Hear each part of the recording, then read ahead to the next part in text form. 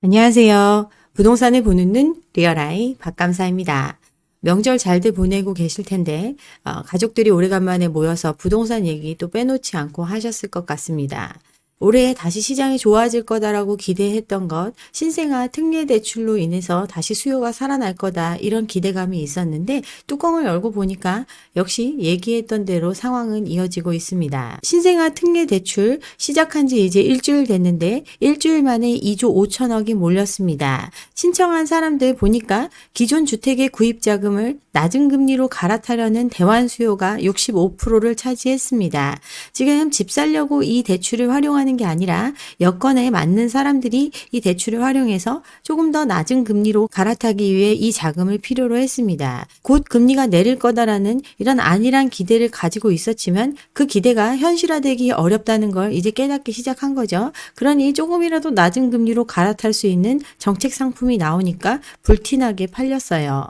전체 공급 규모 32조 원 정도를 예상하고 있는데 이 중에 8%에 달하는 신청이 일주일 사이에 몰렸습니다. 이 속도대로면 4달이면 다 동의할 수준입니다. 신청된 접수건들 보면 주택 구입 자금으로 2조 1천억, 전세자금 대출로 4천억 정도 이렇게 해서 2조 5천억 정도가 몰렸습니다. 근데 집을 사기 위해서 이 대출을 활용한 게 아니라 대환 대출로 활용한 사람들이 대부분이었죠. 기존에 정책 자금을 아무리 잘 받아서 썼어도 3%에서 5%이 정도 쓰고 있었는데 1.6에서 3.3%의 금리가 적용되니까 이 수요가 몰렸어요. 연소득 기준 1억 3천이니까 기준도 다른 정책 모기지에 비해서 낮죠. 서울에 9억 이하 중저가 주택이 몰려있는 노도강, 금강구 이런 지역들 신생아 특례 대출이 실행되기 시작하면 다시 집값이 반등할 수 있을 거라 이런 기대를 했는데 하락폭도 커지고 관망세도 짙어지는 등 시장이 다시 살아날 기미를 보이지 않고 있습니다. 대출을 쓸 수 있는 사람 너무 한정되어 있다고 말씀드렸죠. 22년도 출생 자녀를 가지고 있는 경우는 신청조차 못합니다. 있습니다. 작년에 이 대책을 한다고 했을 때 집값이 떨어지는 와중에도 이 정책 자금이 풀리면 다시 반등할 거니까 늦기 전에 집 사라 이런 얘기들 많이 했었는데 이런 말들 쏙 들어가고 있어요. 신생아 대출에 투입된 정책 자금 주택도시기금에서 융자하고 나머지는 은행에서 대출해주되 이자 차익만큼은 국토부가 지원하는 방식으로 하기 때문에 이 지원을 하는데도 정부는 수많은 세금을 쓸 수밖에 없습니다. 신생아 대출 시작되면 집값 오른다. 그리고 이렇게 새로 유입되는 신규 수요가 있어서 집값의 하방 지지선은 유지될 것이다. 이런 긍정적인 기대를 했는데 현재까지는 고금리를 견디지 못한 사람들이 대환 용도로 사용하는데 그 자금이 몰리고 있습니다. 집값 상승을 원하는 언론들 엄청나게 호들갑 떨면서 이 자금이 시장에 큰 영향을 끼칠 것처럼 작년에 선전을 했지만 결과는 그렇지가 않습니다. 제가 작년에도 이 얘기 많이 했었는데 아무리 대출을 해준다고 해서 수요가 살아나는 게 아닙니다. 이미 가격의 거품이 꼭대기에 있고 이걸 감당할 사람이 없는 시장이기 때문에 수요는 다시 집값이 엄청나게 상승한다는 그런 믿음이 없으면 살아나기 어려워요. 가격 거품의 꼭대기에서 참여할 수 있는 사람은 없습니다. 여기에 그동안 분양 로또 막 이런 얘기 하면서 청약시장 엄청나게 달아올랐지만 지금 살기 힘들어서 갖고 있는 청약통장도 해지하는 마당에 그냥 한번 던져보자 이런 허수만 있을 뿐 실제 계약으로 이어지지 않는 돈이 완전히 말라버린 시장입니다. 6억이 넘던 아파트가 3억이 됐는데도 금매도 안 나가는 시장이죠. 재건축 활성화 등 부동산 시장을 띄울 수 있는 온갖 호재를 풀어놨지만 집값은 휘청이고 있어요. 수요자들 구매력이 없죠. 그리고 재건축 이슈는 오히려 독이 되고 있습니다. 영끌이 한참이던 시기에 6억이 넘던 집 3억대에도 거래가 거의 이루어지지 않고 있습니다. 사람들이 닿을 수 있는 가격대의 집들이 모여있던 노도강, 여기 같은 경우 노후 아파트가 가장 많은 곳이고 준공 30년을 넘는 아파트가 몰려있는데 여기에 재건축을 완화해주겠다는 각종 규제 완화책이 들어왔음에도 실제로 부담해야 되는 추가 분담금 이런 것들에 대한 현실적 고민들로 인해서 사람들 섣불리 집을 사지 못하고 있습니다. 재건축 빨라지고 집값도 반등할 거라고 호가는 올려댔지만 여전히 사주는 사람 없습니다. 추가 부담금 1, 2억만 돼도 부담스러운데 5억은 된다고 이런 얘기 나오는데 누가 비싸게 집을 사줄 수 있을까요? 그러니 신규 수요가 참여할 수 있는 낮은 가격대의 집들마저도 팔리지 않는 그런 시장이 됐습니다. 정말 뜨거웠던 시장 탓에 수많은 젊은 영끌들이 이 부동산 시장에 들어왔어요. 20년, 21년 제1차 영끌의 시기, 오늘이 가장 쌀 때다 하면서 천재 신혼부부 얘기하면서 집값의 80% 이상을 대출로 끌어들여서 집을 경쟁적으로 샀죠. 임대차 3법이 도입되면서 전세가 오른다고 하며 높은 전세가율을 바탕으로 영끌에서 집주인이 됐습니다. 근데 버티지 못하고 경착륙의 시그널이 나타나니까 이걸 막기 위해 또다시 대출을 해주면서 시장을 1년 끌어왔습니다. 근데 그냥 미봉책에 불과했죠. 작년 1.3 대책을 통해서 제2의 영끌은 또 양산이 됐고 문제가 해결된 게 아니기 때문에 이거 조심하라고 계속 경고를 했는데 결국 잠깐 멈췄던 경착륙 다시 진행되고 있습니다. 1.3 대책의 내용은 부동산 시장 살리기를 위한 조치였고 가장 중요한 목적 바로 부동산 PF 시장을 살리기 위한 조치였음에도 영끌들 이걸 믿고 그냥 들어갔던 사람들이 있고 그들 지금 제1의 영끌과 함께 암담한 현실을 마주하고 있습니다. 1.3 대책 내용을 보면 PF 살리기, 분양시장 살리기라고 해도 과언이 아니죠. 규제지역 해제해주고 분양가 상한제 적용지역 해제하고 전매 제한 완화해주고 또 실거주 의무도 풀어주려고 했지만 이건 법 개정이 안 돼서 안 됐죠.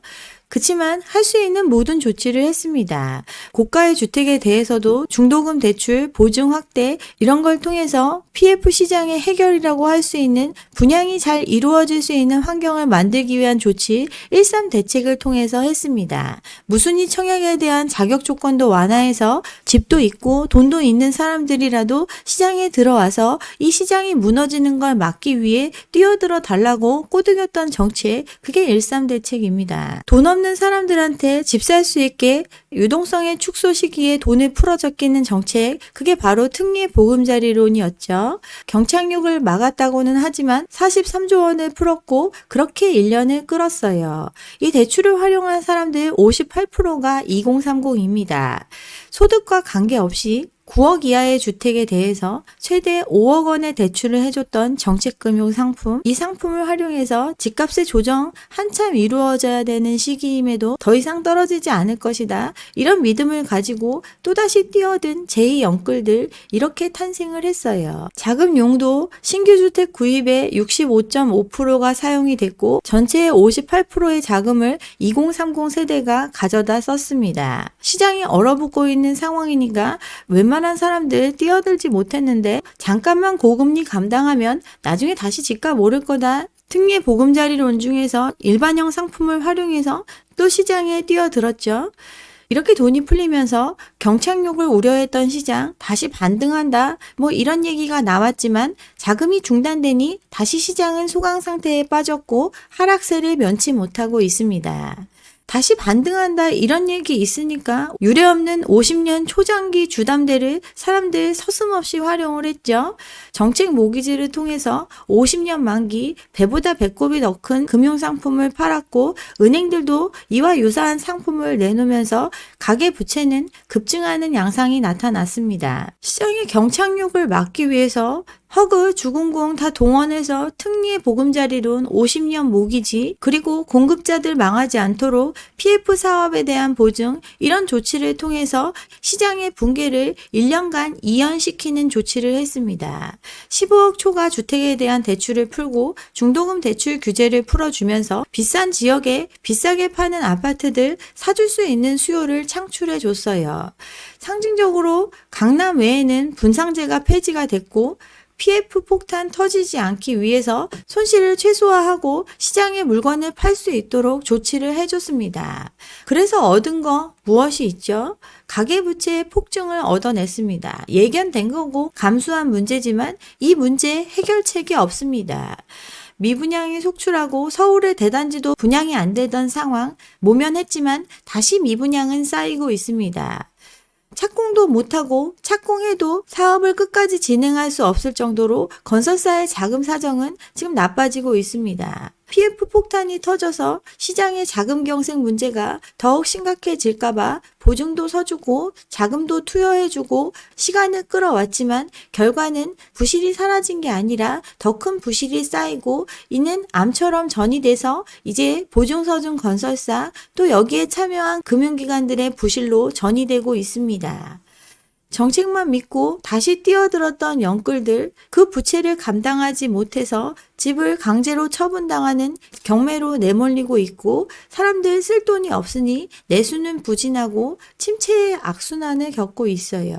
가계부채 더 늘어났죠. 정책금융으로 인해서 한계 상황의 가계부채는 더욱더 증가를 했습니다. 여기에 대출 갈아타기 서비스를 통해서 주담대 전세대출, 비대면으로 대환대출 활성화되면서 신규 수요, 증액 수요 이런 것들이 합쳐지면서 감당할 수 없는 수준의 가계부채는 더욱더 늘어났습니다. PF의 부실 우려는 고조되고 있죠.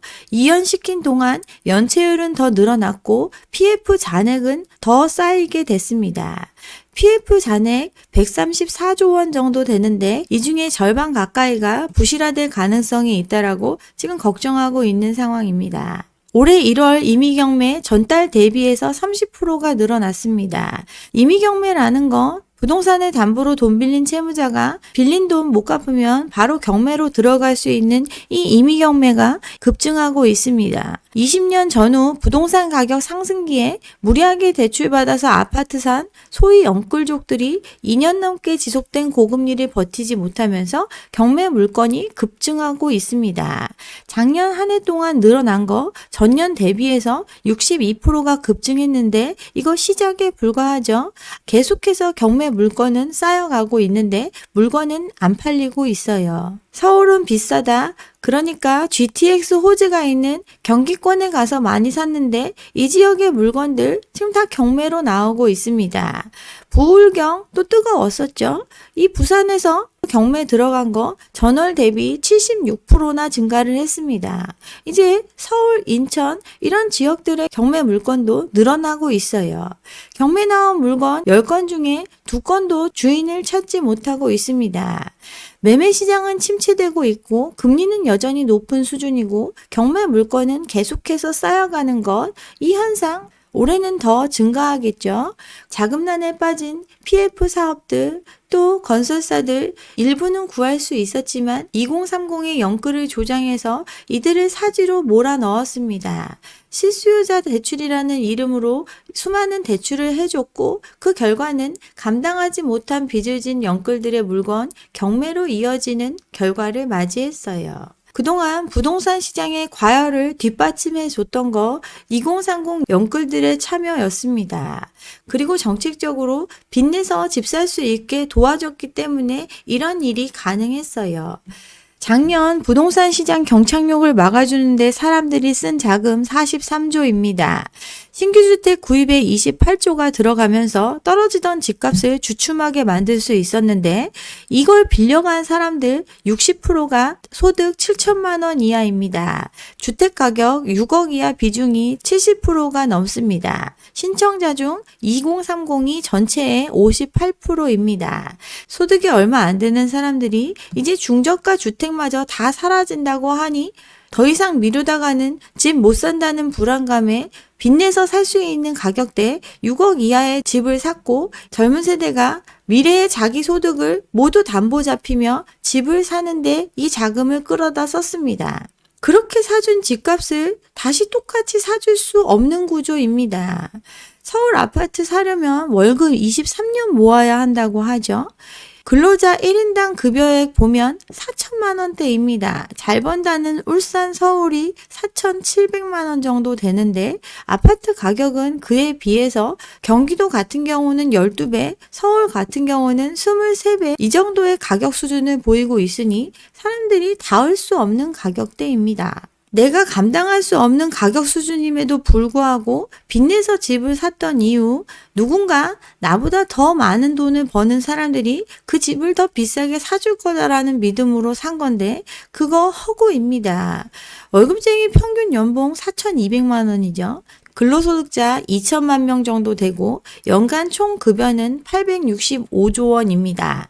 상위 0.1%가 1인당 10억 정도 벌고 있어요. 상위 1%가 1인당 평균 3억 3천 정도 벌고 있습니다. 0.1% 2만 명 정도 되고 상위 1% 20만 명 정도 됩니다. 상위 0.1% 10억씩 버는 사람 2만 명 정도 되니까 20조 정도 되죠. 상위 1% 3억 3천 정도 버는 사람 20만 5천 명 정도 되니까 68조 원 정도 됩니다. 연간 총 급여 865조 중에서 상위 1% 이내의 소득을 제외하면 평균은 4,200이 아니라 더 낮은 수준으로 떨어집니다. 즉, 그러니 부부 합쳐서 연소득 7천만 원 이하가 60% 가까이 빚을 활용해서 집을 사는 게 성립이 되죠. 그들이 산 집을 더 비싸게 사줄 수요가 없는 것, 이 수치로도 나타납니다. 상위 1% 평균이 3억 3천이라고 하지만 거의 연봉 3억 정도 되는 사람들이 1% 턱걸이라고 볼 수 있는데 상위 1%에 해당하는 사람 한 달에 1,700만 원 정도 수령을 합니다. 이 액이 이들이 10년을 모아야 겨우 10억짜리 아파트를 살 수 있는 이런 정도이고 이 애기는 지금 말하는 웬만한 집 다 10억이 넘는 거 사줄 수 있을 것 같이 여겨지지만 이 집을 사줄 수 있는 수요는 상위 1%밖에 안 된다는 걸 뜻합니다. 그만큼 가격의 거품이 심한 걸 의미하고 있어요. 신생아 대출에 대한 신청이 폭주하고 있지만 이게 거래로 이어지지 않는 이유 여기 있습니다. 이미 땡빚을 내서 집 산 사람들 그 금리 감당이 안 돼서 대환의 용도로 이 대출을 쓰고 있지만 다시 신규 수요로 진입하기 어렵습니다. 부동산 시장 잠잠하죠. 금리 1%대라고 하지만 1%대를 받으려면 소득 2천만 원 이하의 10년 대출이어야 합니다. 소득은 적은데 짧은 기간 안에 이 대출을 다 갚아야 하는 사람이 과연 집을 사줄 수 있을까요? 그러니 실제 집을 사는 수요로 이어지지 못하고 있습니다. 아이 낳는 집도 거의 없죠. 서울 출생아 수 4만 명밖에 안 되고 9억 이하의 집 노도강 금강구에 몰려 있는데 한참 떨어졌음에도 여전히 사줄 수 없을 만큼 아직 가격이 내려오지 않고 있습니다. 경제부총리가 얘기했죠. PF 분양이 안 되면 폭망하는 구조라고. 지금 분양은 안 되고 회생시킬 방법이 없습니다. PF 망하니까 뱅크런 사태 발생하고 새마을금고 위기를 겪었죠. 지금 증권사, 여전사, PF 시장에 돈 빌려준 수많은 금융기관들 연체율이 상승하고 있습니다. 이러니 가게한테 빚내서 이거 분양받으라고 온갖 혜택을 줬고 시간을 벌었고 대마를 살리기 위한 노력을 했습니다. 그치만 시장 가만히 내비둔다고 해서 다시 살아날 수가 없습니다. 이미 닿을 수 없는 가격 수준에 있는 집값이기 때문에 또 그 가격에 분양하려고 하고 있는 시장이기 때문에 이 가격의 조정이 없으면 거래도 살아날 수가 없어요. 그러니 이제 정부 태세 전환하기 시작을 했어요. 이미 폭증한 가계부채 감당할 수 없는 사람들 늘어나고 있고 그들의 부실 문제 때문에 앞으로 돈 빌려줄 때 스트레스 DSR 도입을 통해서 더 소득 요건을 까다롭게 보면서 대출을 관리하고 있습니다. 또 PF 시장 살리기 1년간 시간을 줬지만 근본적인 문제가 해결되지 않으면 해결이 안 되는 구조이기 때문에 이제 정리의 수순을 택했어요. 이미 사업을 벌려놓은 곳들 망하지 않으려면 그냥 고분양가에 분양을 해야 합니다. 그렇게 해서 팔리면 다행이고 아니면 나머지를 할인 분양을 통해서 물건을 팔거나 그것도 안 되면 망하거나 공매를 통해서 땡처리하거나 이런 수순으로 가고 있습니다. 자산의 80%를 차지하는 부동산 가격이 하락하고 있고 이는 사람들의 유동성은 더욱더 축소됨을 의미합니다. 시장을 그동안 끌어올 수 있었던 이유 고금리의 상황이 곧 해결될 거다라는 믿음 때문이었는데 피봇은 언제 올지 모르고 미국이 금리를 내린다고 해도 우리 금리를 내릴 수 없는 이 지경이니까 이제 그나마 일부라도 건지려면 눈물의 땡처리를 선택할 수밖에 없는 그런 상황입니다. 신생아 대출을 통해서 출산율도 장려하고 부동산 시장의 경착륙도 막아보는 두 마리 토끼를 잡겠다고 이 정책을 했지만 그 기대 효과 바랄 수 없는 시장입니다.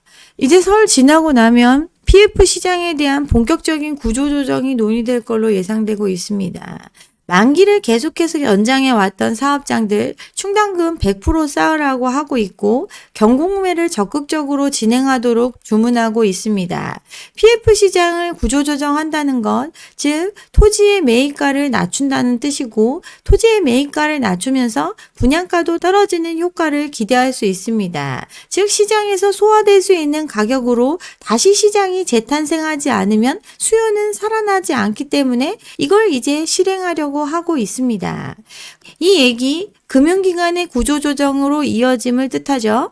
그동안 미뤄왔던 PF 사업에 대해서 손실을 인식하는 과정이 생기면 이를 대비하지 못한 금융기관들 구조조정으로 이어집니다. 이자 유예나 만기 연장을 통해서 정상 여신으로 남겨놨던 거 이제 손실로 인식하게 되면 이에 대해 충분히 대비했던 금융기관은 문제 없겠지만 그렇지 않은 경우 결국 구조조정을 통해서 살아남을 수 있는 기업만 살아남는 과정으로 가게 됩니다.